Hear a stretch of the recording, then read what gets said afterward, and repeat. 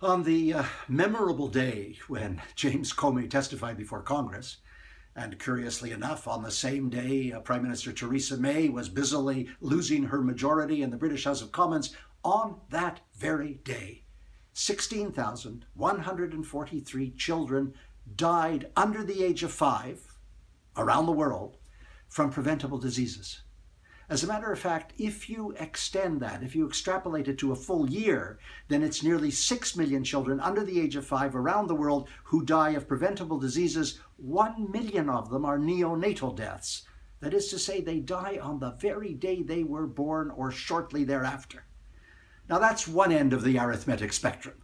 If you move to the other end in more precise terms, the organization Save the Children has come out with a report which shows, for example, that a young girl under the age of 15 gets married every 7 seconds.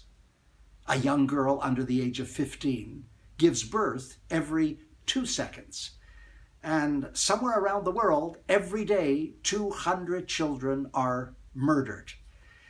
Now that compendium of information doesn't begin to approximate the hundreds of thousands, the millions of kids who are killed and maimed and mutilated and raped in the endless numbers of conflicts, or fleeing as refugees from places like Syria, or attempting to cross the Mediterranean, or indeed die when their hospitals are bombed, or the schools are bombed by extremists or terrorists, and sometimes die in drone attacks under the auspices of the United States of America.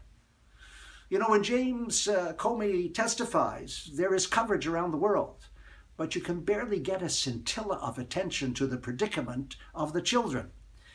And now this war on children, however it's characterized, whether it's disease or bloodshed, this war on children attracts, if not a yawn, nothing more than a fatalistic shrug.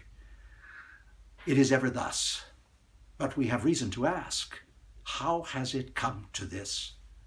That was last week. I'm Stephen Lewis.